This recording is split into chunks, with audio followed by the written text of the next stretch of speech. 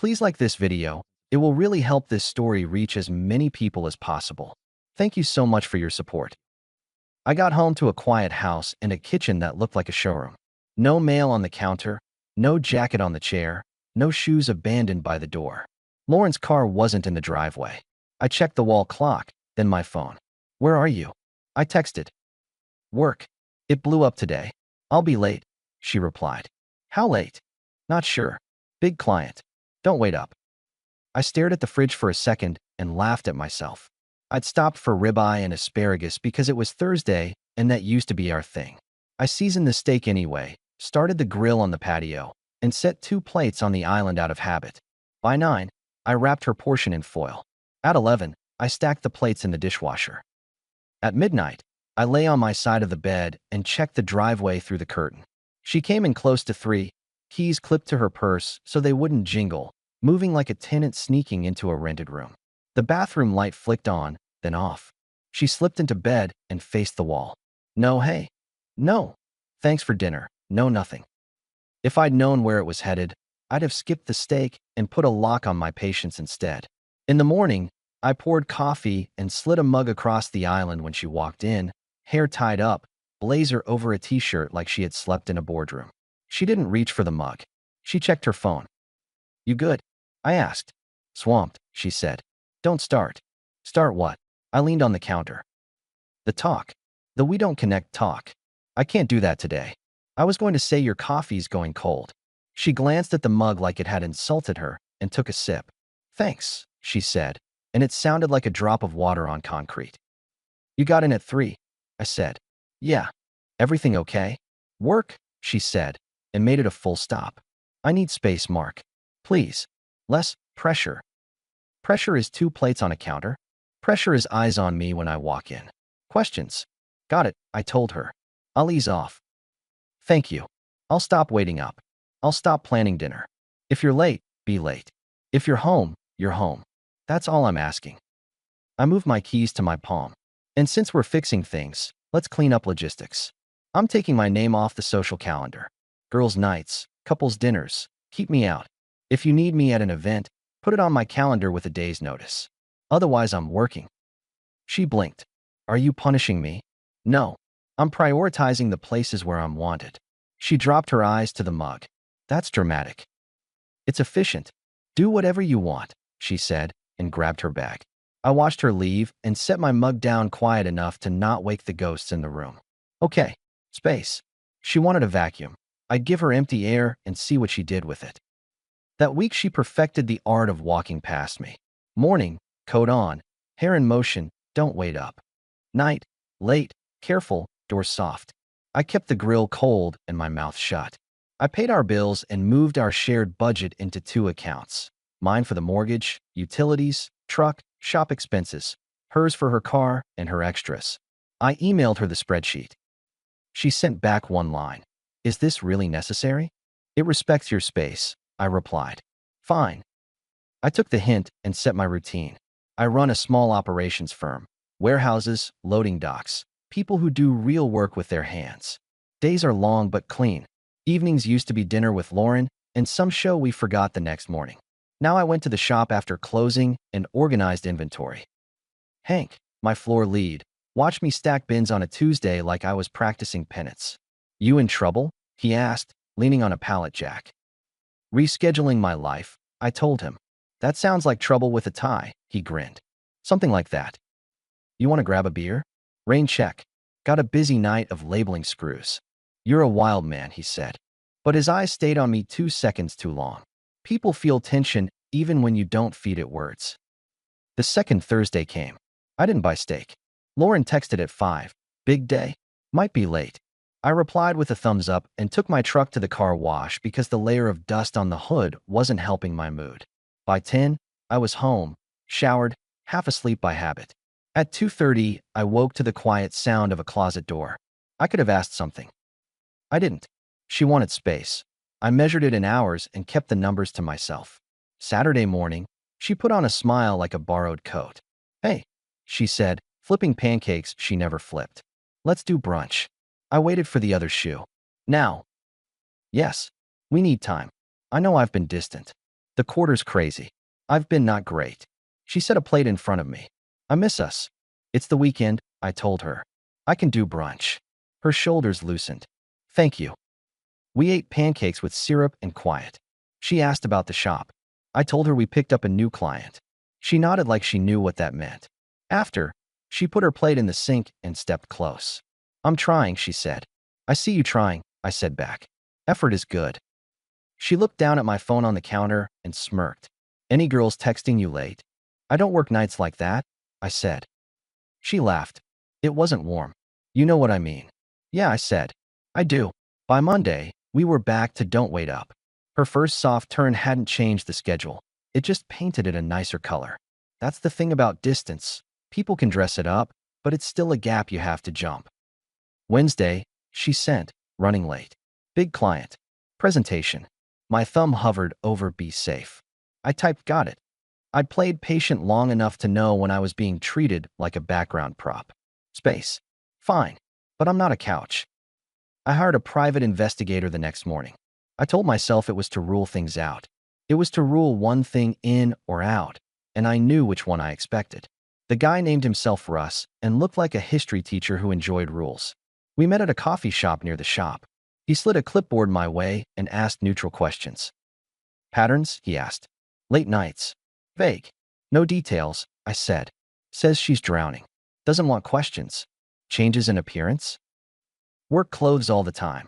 Extra careful getting ready. Perfume when she leaves for work. No perfume when she gets home at 2. He wrote like a stenographer. You want this quiet?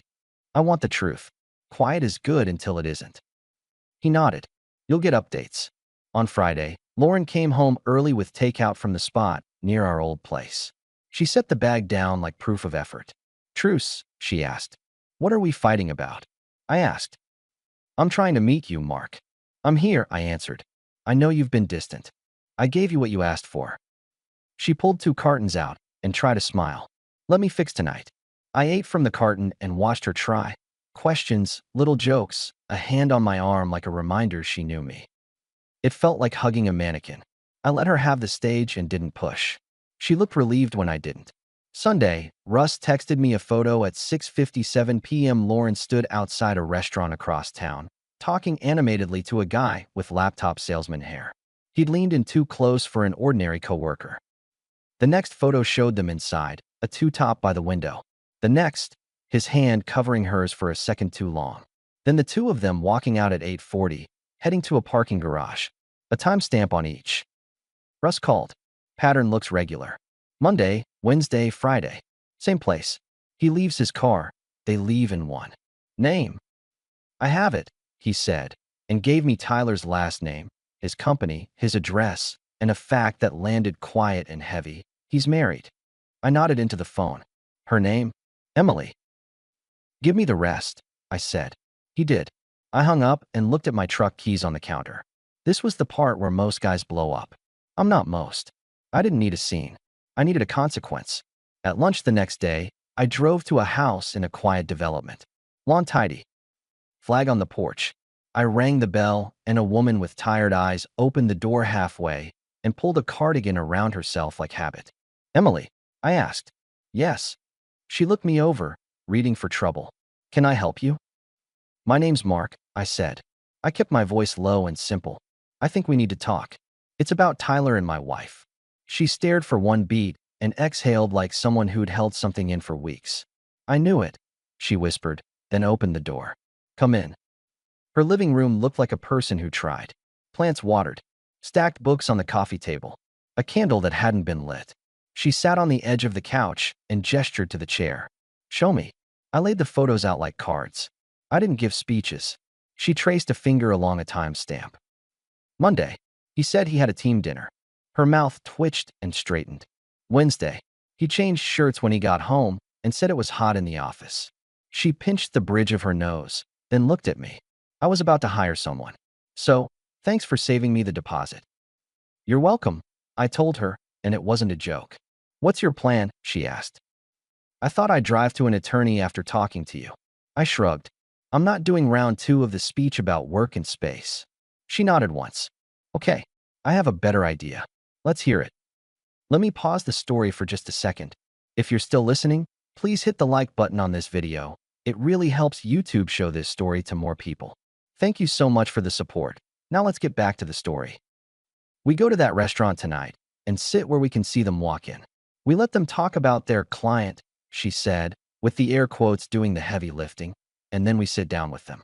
No screaming, no scene, just reality. I felt my mouth pull into a smile I hadn't used in a week. That will be memorable. We'll coordinate by text. If anything changes, we adjust. We exchanged numbers. At the door, she stopped me. One more thing. I'm not waiting for a paperwork day. I want to file today. She lifted her shoulders. I don't want to sleep on it. Good, I said. Let's go now. We met at an office downtown that handles this kind of ending with professional calm. An attorney sat us in a glass-walled conference room and gave us the process talk. We asked the bare minimum. We signed what we could sign that day. When we walked out, Emily tucked a strand of hair behind her ear and looked steadier than she had an hour ago. Text me before you head to the restaurant, she said. Count on it. At 5:30, I texted on my way. She replied, same. At 6, I sat in the parking lot and watched the front door in my rearview. My phone buzzed again. Lauren, hey. I got out early. Thought we could do dinner. Home in 20. I stared at the screen and smiled without humor. I typed sure. I'll be home. Then I texted Emily. Curveball. She's coming home early. Wants dinner. Emily replied. He just texted the same thing. Says he's free and wants to cook. I answered. They compared notes. Maintenance night. She sent back. I figured. Rain check. Stay sharp. Lauren came home with a bottle of wine and a smile that belonged in an ad. Casual, warm, curated. She kicked off her shoes and set the bottle on the counter. Surprise, she said. Surprised, I answered. I took the night off. For us. That's kind, I said, and pulled 2 steaks out of the fridge like it had been a plan all along. She cooked with exaggerated care. She asked about Hank and the shop. She put her phone in a drawer and announced it like she was handing in a weapon. She scooted her chair closer to mine at the island. I played along because that's what you do when someone tries to paste wallpaper over a crack. You eat your steak and monitor the crack. That week, she turned the dial to perfect. She woke before me and made coffee. She texted me midday with how's your day? She forwarded me a meme about a messy garage. Thursday night, she sat next to me on the couch and leaned into my shoulder. I'm sorry I've been off, she said. It's not you. I assumed it wasn't, I told her. I mean it. I'm committed. No more late nights unless I have to save my job. She looked up at me. Thank you for being patient. Patience is a habit, I said. Sunday night, the dial slipped. At 4:30 Monday, I got a text. Client dinner. Might run late. Don't delay, I wrote. I forwarded the message to Emily. She replied in under a minute. He told me he's slammed tonight. Same script. We met at the restaurant at 5 and asked for a table near the back with a clear view of the door. The waitress offered a smile that didn't know it was involved. Emily ordered salmon and a seltzer. I got chicken and coffee because this wasn't a celebratory dinner. We talked like 2 people taking inventory of their lives. What do you do for fun?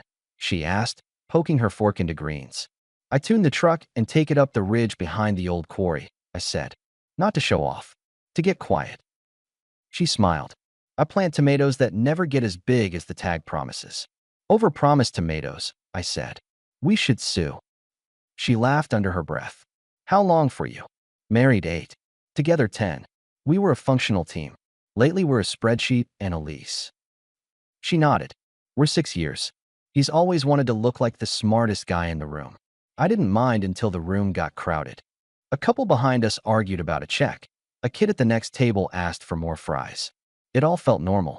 At 6:50, Emily's posture changed like she heard a note I didn't. She stared past me. I turned. Tyler walked in, scanning like he owned the place, his jacket over his shoulder. He told the host something with confidence and got pointed to a two-top by the window, the one from the photos. He sat, checked his watch, and took his phone out like he needed the prop. Emily's knuckles pressed white for a second around her fork. I said, this is the last time your evening depends on his watch. I know, she said. Her voice fought a wobble and won. Thank you. At 7:02, Lauren walked in fast, hair tucked behind one ear like she'd rushed for me, not for him. She didn't look at the back of the place. She made the table by the window and leaned down to kiss Tyler on the cheek. Then she sat, smiling the way she'd smiled over takeout last Friday. "Well," I said quietly. "Showtime. You ready?" Emily asked, eyes still on them. "Always." We stood. I picked up the check, set cash down, and we walked like customers headed to the exit who took a wrong turn. Tyler saw me first. His face moved through three expressions in 1 second: annoyance, confusion, calculation. Lauren turned, smile fixed. It fell on the third blink. "Mark," she said, swallowing my name like a pill. "What are you doing here?" "Client dinner," I said, and set a hand on the empty chair at their table. "Mind if we join? We're reviewing the same account, apparently." "That's not funny," she said. Emily stepped in. "Hi, Tyler." She kept her voice level. "Don't make this messy. Please." He raised his hands like a guy caught in a game he thought he could control. "Okay, calm down." "We were working," I asked, and leaned enough to set an envelope on the table. I slid out the top photo and left it half visible, timestamp facing him. "Your work looks very consistent." Lauren's eyes darted to the photo, then back to me. "You hired someone?" "Seriously?" "I did," I said. "I like facts." Tyler tried to laugh. "This is insane. We're going over a contract." "Great," I said. "So the after-hours motel is?" He lost the laugh. "Watch it." Emily stared at him. "You're not coming home tonight," she said. "You're not coming home at all. Take what you need from your closet tomorrow when I'm out. After that, you ask me through the doorbell camera." Tyler opened his mouth and closed it. Lauren reached for indignation like a scarf. "Mark, this is humiliating. Why are you doing this?" "I wanted to see your face when you realized you'd run out of explanations," I told her. "Now we're even." She leaned forward. "I told you I was drowning. You gave me chores. You pulled the budget. You made it harder. I gave you space," I said. "You filled it with this." A couple at a table near us slowed their forks. The server hovering nearby pretended to check a glass. "Let's not do an audience," Emily said. She slid one of the photos all the way into view, then tucked it back in the envelope. "We've already filed," she told Tyler. "Today." He looked at me. His eyebrows asked a question I didn't know him an answer to. I answered anyway. "Same." Lauren's chin lifted. "You filed?" "Without talking to me." "I did. After months of talking to an empty chair, I tried a different tool." "You're overreacting," she said, and the line sounded tired when she heard herself say it. "Not today," I said. "Not anymore." Tyler tossed down a wad of bills like he could purchase dignity. He stood. Emily didn't move. "Sit," she ordered, quiet and sharp. "You said this is a business meeting. You don't walk out of those. Sit." He sat. "Here's the plan," Emily told him. "You and I will handle logistics by email. I don't want a speech. Your words aren't currency anymore." Lauren reached for my wrist. I shifted back a fraction and let her hand meet empty air. "Mark, come home. We can. You can call your sister," I told her. "You can message me for a time to pick up whatever you bought with your own card. The house stays with me. The accounts are split. The passwords have changed. You wanted space. Here it is." "This is cruel," she said. "This is clarity," I told her. I turned to Emily. "We done here?" She nodded. "Done." We left our envelopes on the table between their plates like placemats.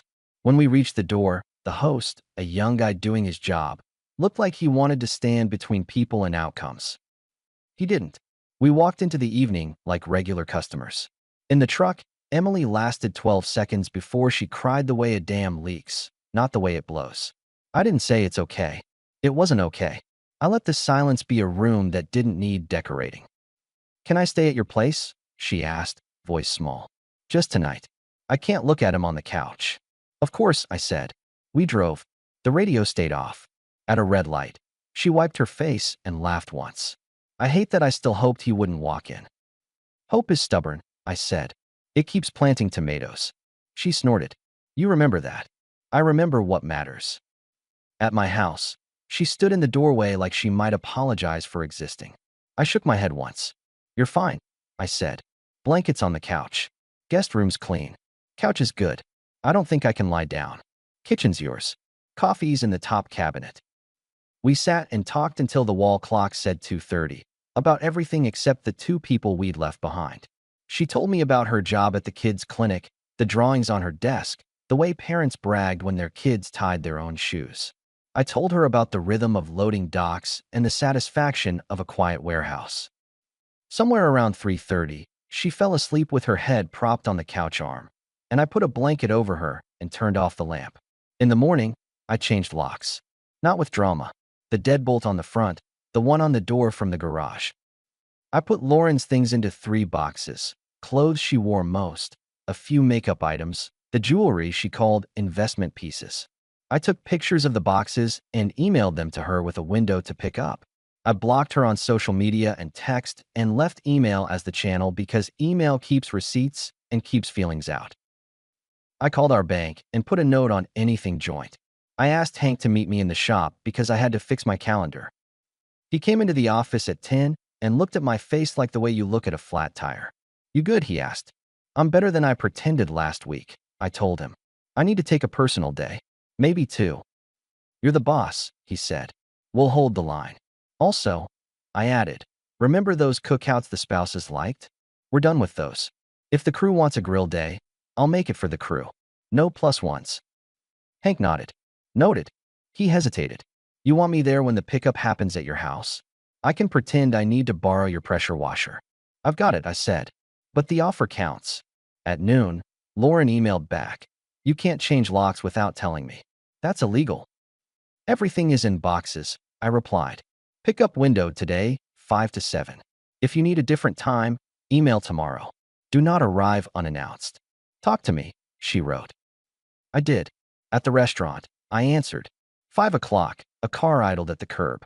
Lauren walked up the path with her sister, who carried a tote and a face ready for conflict.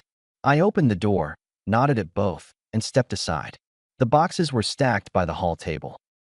"You can't end a marriage like a lease," her sister said. "Watch me," I replied. Lauren scanned the living room like a tourist in a country she used to own. "We can fix this," she said. "I made a mistake. I'm not a spare tire," I said. "I'm not something you keep in the trunk in case your schedule goes flat." "I'm sorry, okay? I heard you," I said. "We're past apologies." Her sister stepped forward. "You're being cruel." "Then let me say it gently," I told her. "This house is calm now. Please keep it that way." They carried the boxes out. At the door, Lauren looked back like there was a line I might grab. "You're really done?" I nodded once. "I don't do wait lists." She flinched like honesty stung more than anger. They left. I shut the door and leaned my back against it for a second, not for support, but to feel the difference between a house with noise and a house with decisions. After that came the practical weeks, the kind where you wake up to lists and end the day with checks next to the important boxes. I met the attorney again to finish what we'd started. I kept the house, my truck, the shop. Lauren kept her car and what she'd brought in. No battles. I didn't need trophies. I wanted peace. Tyler tried to call me once from a number I didn't recognize. I let it go to voicemail and deleted it without listening. Emily told me he emailed her 3 paragraphs about regret and unresolved feelings. She set up a rule that sent his messages to a folder she never opened. We didn't rush into calling whatever we were something. We spent time. She'd come to the shop at lunch sometimes and watch the forklifts with the fascination of someone who hadn't seen a pallet move that clean before. We took the truck up the ridge one Saturday and sat on the hood eating sandwiches wrapped in foil. She didn't perform happiness. She built it like a shelf, level, sturdy, functional. One evening, about a month after the restaurant, we were fixing cabinet hinges in my kitchen because hinges are honest, and she looked at me with that face she uses when she's decided something. "You ever think about how weird this is?" she asked. "How so?" "We met because 2 people couldn't tell the truth. And then you and I spent an entire evening not talking about them. That's the part that makes sense to me. That we chose our topic," I said. "That we chose each other," she countered, and went back to the hinge. We were at the hardware store the next day, arguing about drawer pulls like it mattered, and I realized the math checked out. Calm mornings. Honest nights. I went back later without her and bought a ring. Nothing gaudy. Simple. Solid. The kind of thing that doesn't announce itself, but holds forever. I kept it in the top drawer next to the tape measure for a week because it felt like the right place to hide something you measure carefully. Lauren moved into a rental across town with 2 roommates she didn't like, based on what got back to me through the grapevine. A friend of a friend said she posted a picture of a sunset with a caption about fresh starts. Good for her. The start is fresh when you stop dragging the past by the ankle. Emily finalized her split with a settlement that let her keep her car and what mattered to her. She got half of what they built together and all of her time back. She didn't celebrate with champagne. She bought a new set of sheets and slept well. My shop grew. We took on a distribution center that used to send us work piecemeal. I added 2 guys to the crew. Hank asked if we should bring back the cookouts and add a rule. No speeches, he suggested. I agreed. On a Friday night, I drove Emily back to the same restaurant. She raised an eyebrow when we pulled in. You sure? She asked. Very, I said. Different agenda. Inside, we sat at the back table where we waited once with a book of facts on the table between us. The kid host was there again. He looked older by 6 weeks because that's how time works when you watch grown-ups make decisions. He seated us without a flicker of recognition. We ordered ordinary food and laughed about drawer pulls. Halfway through dinner, I stood and walked to her side of the booth. I didn't kneel. I don't perform. I set the ring box on the table and opened it. I'm not asking to fix anything, I said. I'm asking to build. She put her hand over mine. Yes, she said, like it was as obvious as gravity. We left the restaurant with no theater, just 2 people who knew what they wanted. In the truck, she looked at the ring and then at me. You ever think about what you'd tell her if she asked why you're happy? She said. I'd say I stopped confusing peace with compromise, I answered. I made a rule and kept it. She nodded. Good rule. Weeks later, Lauren emailed a curt line about some mail that still came to my address. I put it in an envelope and left it at the post office with no note. She sent one more message, this one longer, about how fast you moved on. I typed and deleted 3 drafts. Then I sent the only line I owed. I moved forward when I stopped standing still. I didn't need a reply. There's a scene people expect at the end where the other shoe drops, a hallway confrontation, a confession, a door slammed. That's not my ending. My ending was a quiet Saturday morning with bacon on a pan and Emily dancing badly in the kitchen in a t-shirt that said nothing. My ending was buying a second coffee mug because the first one kept being in use. My ending was the truck running smooth and the shop humming and my house sounding like home. The price of clarity was a night at a restaurant where 2 people learned what consequences feel like. The reward was everything that came after, which I earned by not yelling, by not bargaining, by not waiting for someone who liked me best as an afterthought. I wanted respect. I gave it to myself first. When Lauren told me to give her space, I did. I just never gave it back. Our story has come to an end. If you've made it this far, how about subscribing to our channel? It helps us immensely. I've selected 2 other videos for you that I'm sure you'll enjoy. Feel free to click on them. I'll be waiting for you in the next story. See you soon.